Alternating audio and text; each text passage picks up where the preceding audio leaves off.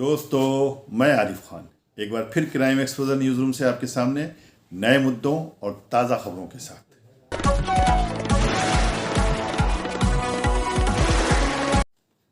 अतीक अहमद, मुख्तार अंसारी, विकास दुबे और न जाने इन जैसे कितने माफियाओं के ऊपर सरकार का शिकंजा कसता चला जा रहा है। संविधान ने अपना काम शुरू कर दिया है।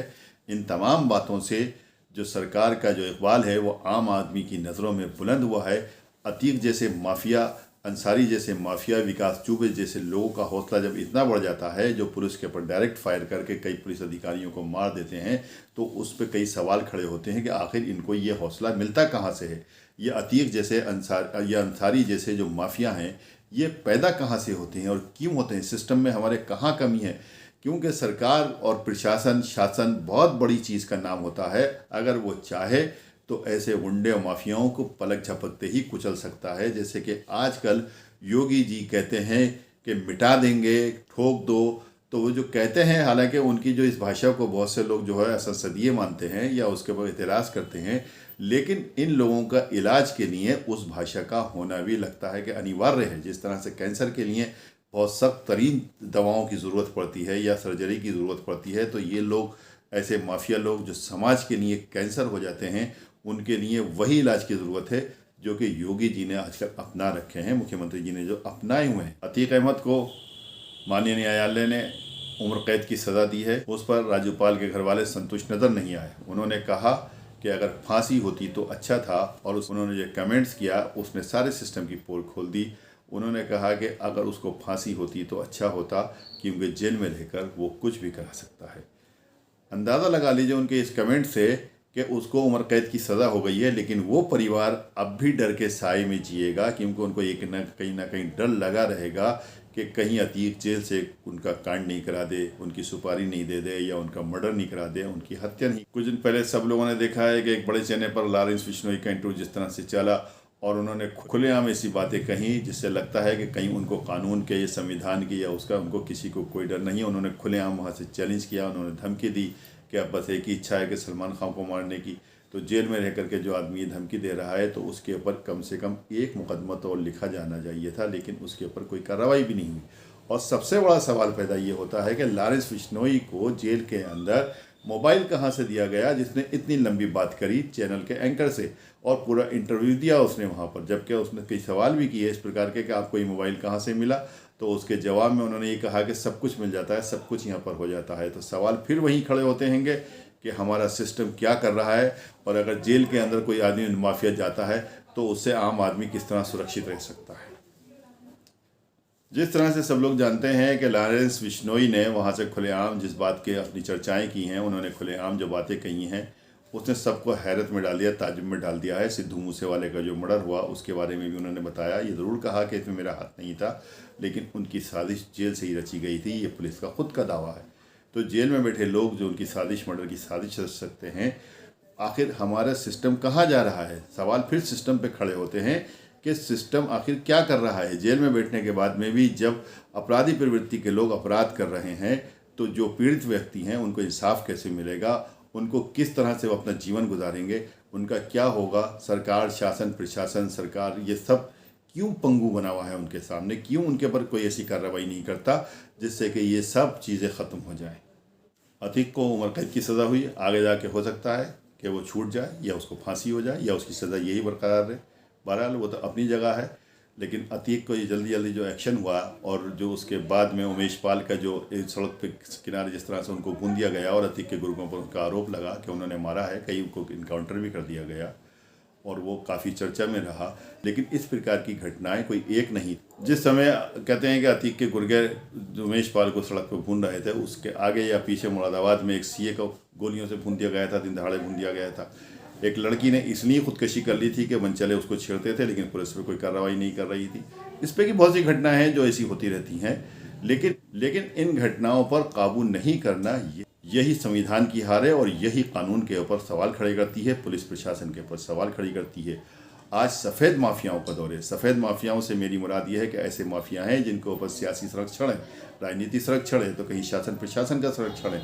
गलत काम करते हैं, माफियागिरी करते हैं, लोगों को परेशान करते हैं, अवैध प्रॉपर्टी के मालिक हैं, लोगों की जायज़ ज़मीनों पर कब्जे कर लेते हैं, सरकारी ज़मीनों पर कब्जे कर लेते हैं।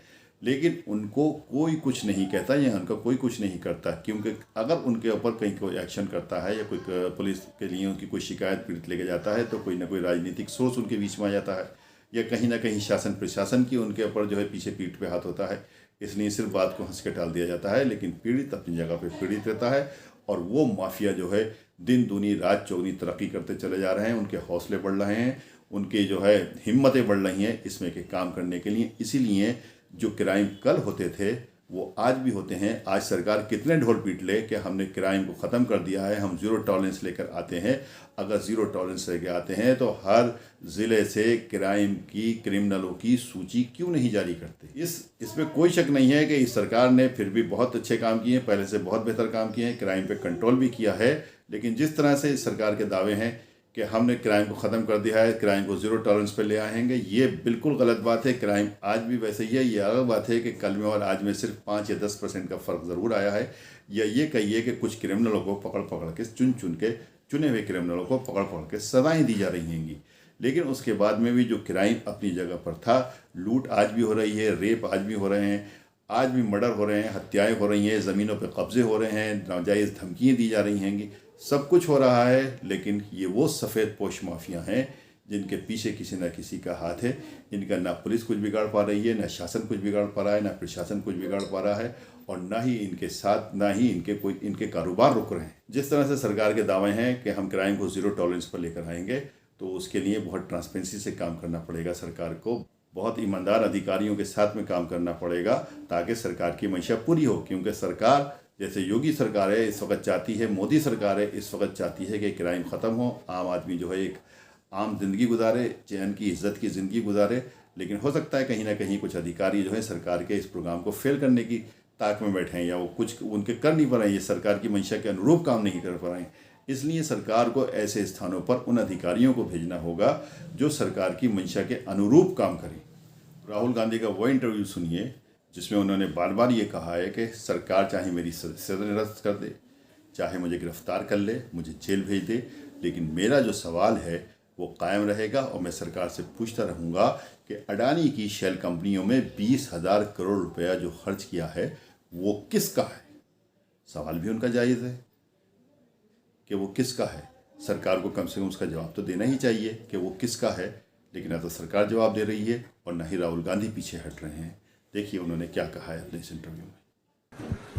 आप सब से काफ़ी बार बोला है कि हिंदुस्तान में लोकतंत्र पर आक्रमण हो रहा है और इसका हमको हर रोज़ नए नए उदाहरण मिल रहे हैं। सवाल मैंने एक ही पूछा था,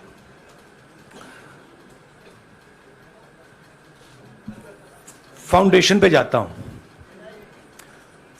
अदानी जी की शेल कंपनीज हैं, अदानी जी की शेल कंपनीज हैं, उसमें 20,000 करोड़ रुपया किसी ने इन्वेस्ट किया। अदानी जी का पैसा नहीं है, अदानी जी का इंफ्रास्ट्रक्चर बिजनेस है, पैसा किसी और का है। सवाल यह है, ये जो 20,000 करोड़ रुपए हैं ये किसके हैं? ये सवाल मैंने पूछा। मैंने पार्लियामेंट हाउस में प्रूफ देके, जो मीडिया रिपोर्ट से मैंने निकाला, अदानी जी और नरेंद्र मोदी जी के रिश्ते के बारे में डिटेल में बोला। रिश्ता नया नहीं है, रिश्ता पुराना है। जब नरेंद्र मोदी जी गुजरात के सीएम बने थे तब से रिश्ता है और उसके बहुत सारे पब्लिक प्रूफ्स हैं। हवाई जहाज में मैंने फोटो दिखाई, नरेंद्र मोदी जी बड़े कंफर्ट में बैठे हुए थे अपने दोस्त, अपने मित्र के साथ, पार्लियामेंट में मैंने दिखाई। यह सवाल मैंने पूछा। फिर मेरी स्पीच को एक्सपंज किया गया। मैंने स्पीकर को डिटेल चिट्ठी लिखी, पॉइंट बाय पॉइंट, कि मैंने कहा कि एयरपोर्ट्स अदानी जी को रूल बदल के दिए गए हैं। ये लीजिए रूल की कॉपी जिसको बदला गया है, चिट्ठी लिखी, कोई फर्क नहीं पड़ा। फिर मेरे बारे में मंत्रियों ने पार्लियामेंट में झूठ बोला कि मैंने विदेशी ताकतों से मदद मांगी। मैंने ऐसी कोई बात नहीं की है। मैंने कहा स्पीकर से, मैंने जाके कहा स्पीकर सर, पार्लियामेंट का नियम है कि अगर किसी मेंबर पर कोई एक्यूजेशन लगाता है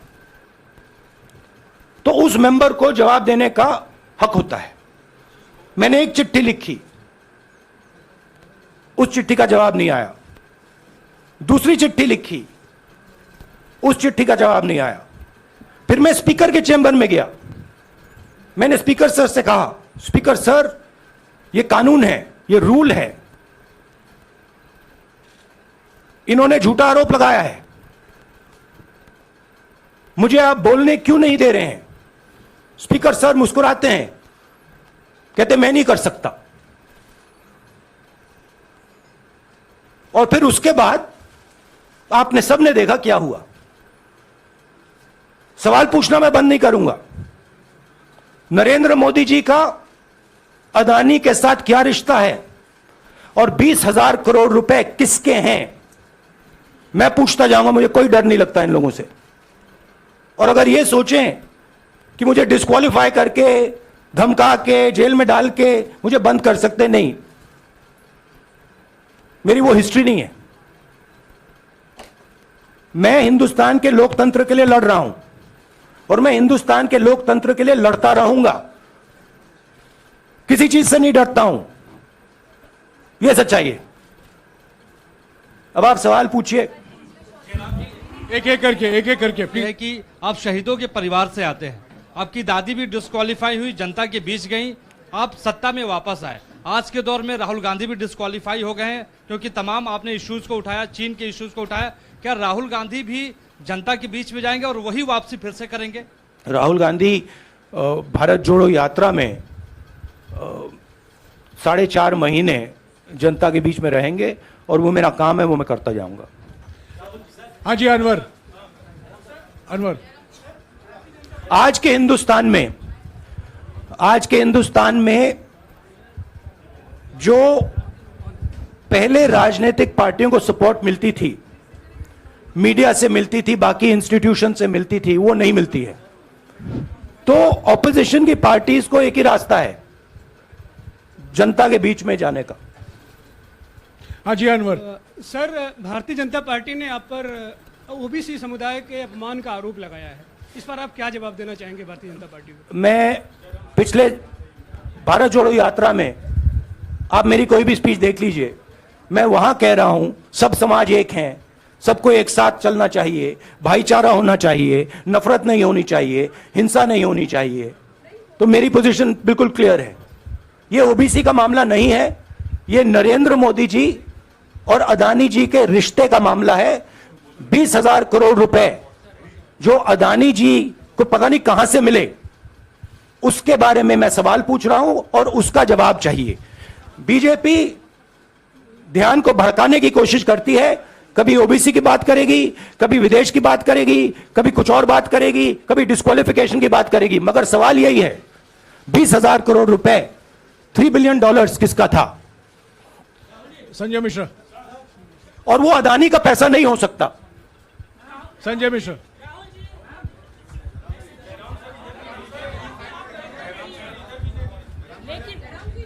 आपने कहा आप डरते नहीं हैं, लेकिन स्टेट के टारगेट पे है और स्टेट आपके खिलाफ है, पूरी स्टेट, पूरी मशीनरी आपके खिलाफ है। ऐसे में आपके सामने चैलेंजेस बहुत बड़ा है, तो रास्ता क्या है, रणनीति क्या है? देखिए भैया, चाहे स्टेट हो, चाहे कुछ भी हो, मैं सच्चाई को देखता हूं। मुझे और किसी चीज में इंटरेस्ट नहीं है, मैं सच्चाई बोलता हूं। राजनीति में यह फैशनेबल बात नहीं है, मगर यह बात मेरे खून में है। मैं और कोई रास्ता निकाल ही नहीं सकता हूं। तो मेरा काम यह है, यह मेरी तपस्या है, जीवन की तपस्या है, उसको मैं करता जाऊंगा। चाहे मुझे डिस्क्वालीफाई करें, मारे पीटे, जेल में डाले, मुझे कोई फर्क नहीं पड़ता। मुझे अपनी तपस्या करनी है। इस देश ने मुझे सब कुछ दिया है। शांत हो जाइए। इस देश ने मुझे सब कुछ दिया है, प्यार दिया है, इज्जत दी है, इसलिए मैं ये करता हूं।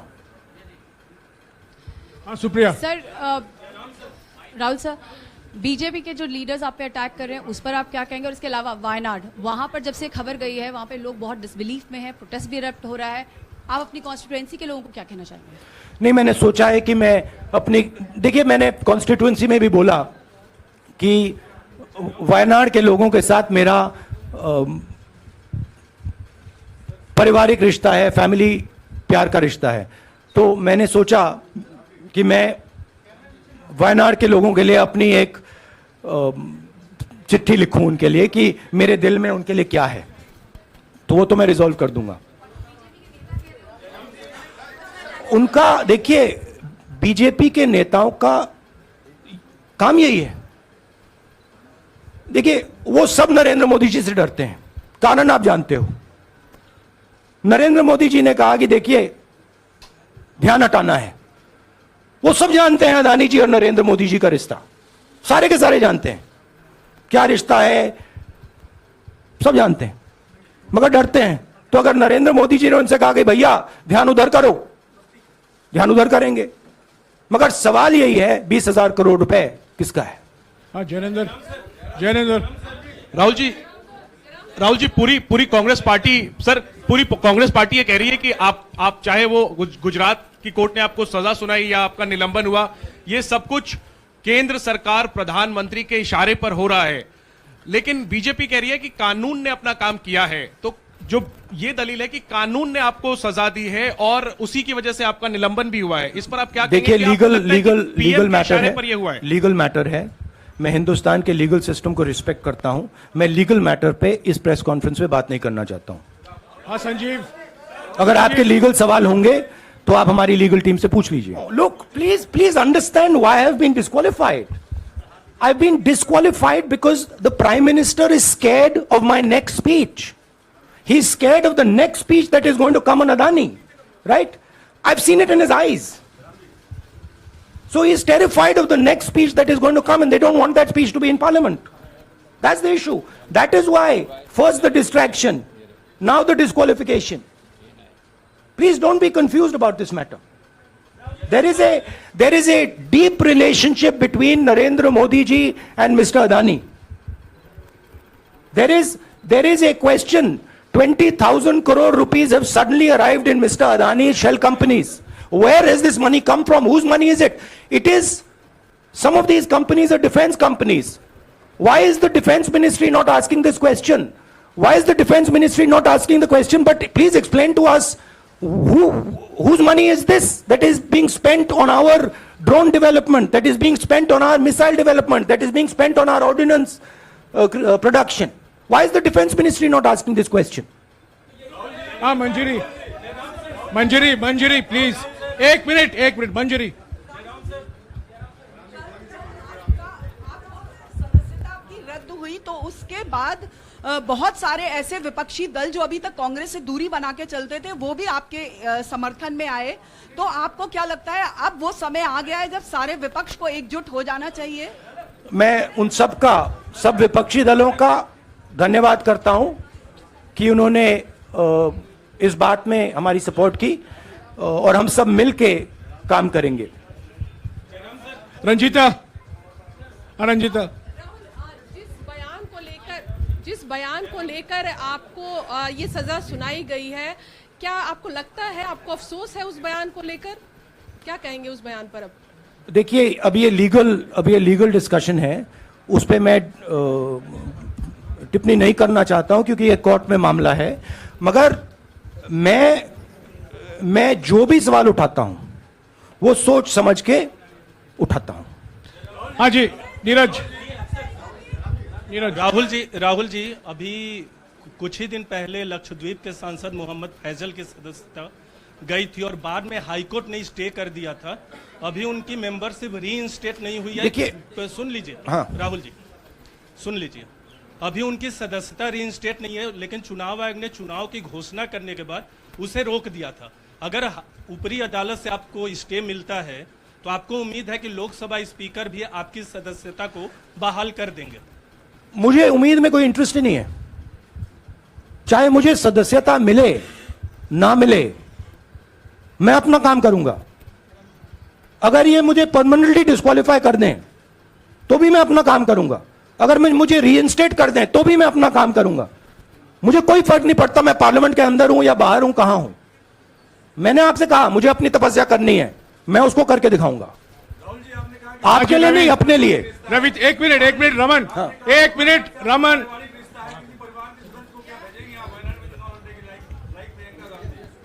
It is not up to me, it is up to Congress president कौन जाएंगे। राहुल जी मेरा सवाल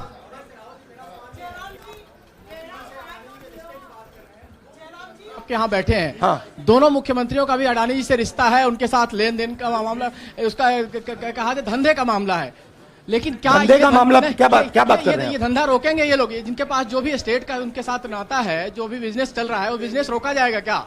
देखिए सिंपल सी बात है, आप डिस्ट्रैक्ट करने की कोशिश मत कीजिए।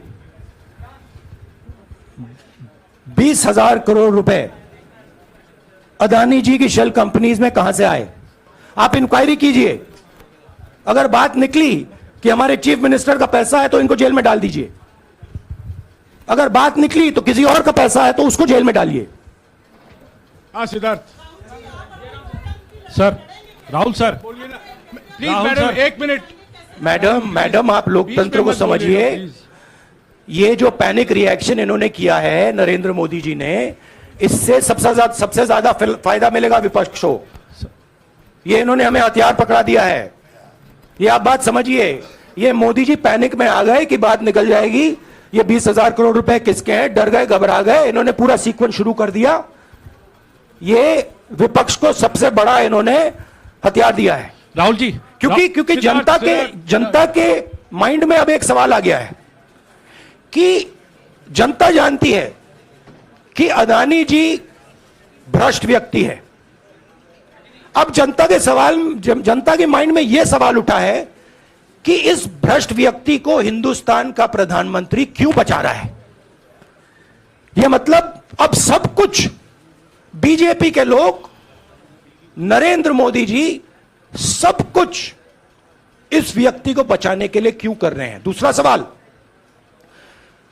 बीजेपी के लोगों ने कहा कि अदानी पर आक्रमण देश पर आक्रमण है, मतलब इनके माइंड में देश अदानी है और अदानी देश है। बात समझिए राहुल जी, हाँ, सिद्धार्थ। राहुल जी, मेरा सवाल आपसे ये सिद्धार्थ। है कि जब आप ये फैसला सामने आया, आपको मैक्सिमम पनिशमेंट जो है इसमें हो सकती है वो आपके लिए मुकर्रर की गई। इस बीच कई लोगों ने ये भी कहा, आपके पार्टी के भी एक सांसद ने कहा कि कम से कम जज को ये देखना चाहिए था कि सामने जो शख्स है वो एक गांधी परिवार से आता है। इस पर आप क्या कहेंगे, और आपको लगता है मैक्सिमम पनिशमेंट जो है आपके केस में, मैक्सिमम पनिशमेंट आपके लिए मुकर्रर की गई, क्या आपको इसके पीछे क्या कहना है आपका? वही मैंने कहा, अगर डिस्ट्रैक्शन करना है, मैक्सिमम पनिशमेंट की तो जरूरत है।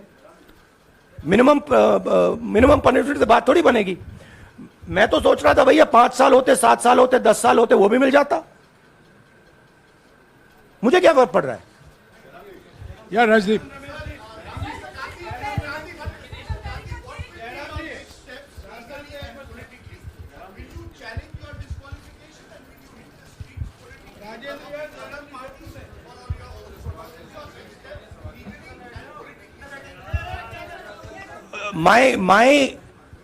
I have only one step, and that step is to fight for the truth in this country and to defend the democratic nature of this country that is under. Please let me finish, Rajdeep, unless you want to answer it for me. You do that also sometimes. Yeah. So my job, as I see it, is to defend the democratic nature of this country. And I will do whatever I have to do, to defend the democratic nature of this country. What does that mean? That means defending the institutions of this country. That means defending the voice of the poor people of this country. That means telling the people of this country the truth about people like Mr. Adani, who are basically exploiting the relationship they have with the Prime Minister. Yeah, Pallavi, please 1 second. Let's go. Look, see, these are legal matters. It makes me no difference. I told them, it makes me no difference if I'm disqualified, not qualified, whatever. It makes me no difference. Disqualify me for life. Put me inside jail. I will keep going. I will not stop. Mr. Gandhi, Yeah, Mr. Pallavi. Gandhi, two things here. One, are you worried or apprehensive about the political relevance of, say, the opposition and the Congress Do I look party worried to you? One. Second, Do I look worried to you? I'm excited. I'm happy that these people are giving me the best gift they could give me. And second, Mr. Gandhi, is that BJP's reaction since yesterday is that if you hadn't torn the ordinance then perhaps you wouldn't be facing the law today. Your response to that? My response to that is that when somebody is guilty of something, they want to distract everybody's attention. Right? If you catch a thief, the first thing he says is, I didn't do it. The second thing he says, look there, look there, look there, look there. Right? That's what the BJP is doing. We have caught 20,000 crore rupees entering Mr. Adani's companies. Nobody knows whose money that is. That money cannot be Mr. Adani's money. He does not generate this type of money. So that money has come from someone.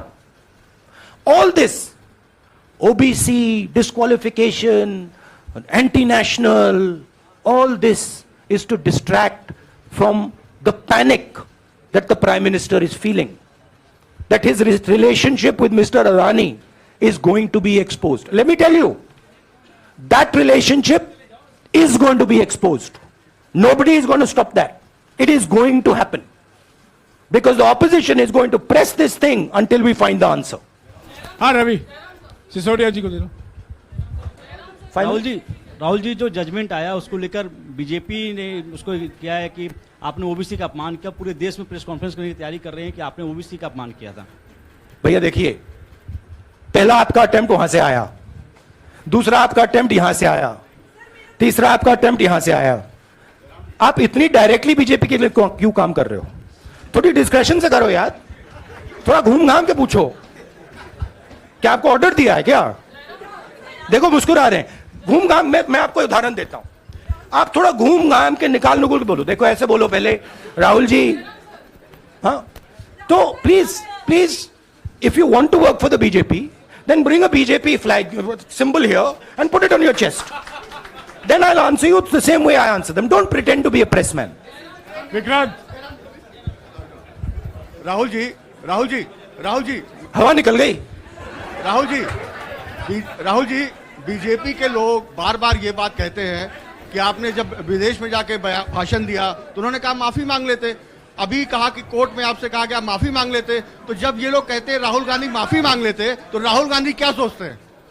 Rahul Gandhi सोचता है मेरा नाम सावरकर नहीं है, मेरा नाम गांधी है. गांधी किसी से माफी नहीं मांगता. और मैंने कहा, पार्लियामेंट हाउस में कहा कि भैया मुझे बोलने दीजिए ना, एक बार तो बोलने दीजिए. 2 बार चिट्ठी लिखी, तीसरी बार मैं पर्सनली स्पीकर से जाके कहता हूं, स्पीकर सर प्लीज, आप डेमोक्रेसी के लोकतंत्र के आप प्रोटेक्टर हैं, मुझे बोलने दीजिए. मुस्कुरा के कहते हैं भैया मैं तो नहीं कर सकता. आप नहीं कर सकते तो कौन कर सकता है? शायद मुझे जाके मोदी जी से पूछना पड़े, वो तो करने नहीं देंगे. तो मेरा जो पॉइंट है, इस देश में लोकतंत्र खत्म हो गया है. इस देश के लोग जो इनके दिल में है, हमारे दिल में है, बोल नहीं सकते हैं. इस देश के इंस्टीट्यूशंस पर आक्रमण हो रहा है. और उस आक्रमण का मैकेनिज्म क्या है? उस आक्रमण का मैकेनिज्म नरेंद्र मोदी जी और अदानी जी का रिश्ता है. वो फाउंडेशन है. मैं नरेंद्र मोदी जी पर सवाल नहीं पूछ रहा हूं, मैं अदानी जी पर सवाल पूछ रहा हूं. बीजेपी अदानी जी को क्यों प्रोटेक्ट कर रही है? आप नरेंद्र मोदी जी को प्रोटेक्ट कीजिए. मैं अदानी जी पे पूछ रहा हूं, आप अदानी जी को क्यों प्रोटेक्ट कर रहे हो? आप इसलिए अदानी जी को प्रोटेक्ट कर रहे हो क्योंकि आप ही अदानी हो। वीडियो अगर पसंद आई तो लाइक कीजिए, शेयर कीजिए और चैनल को जरूर सब्सक्राइब कीजिए ताकि डायरेक्ट नोटिफिकेशंस आप तक पहुंचती रहे।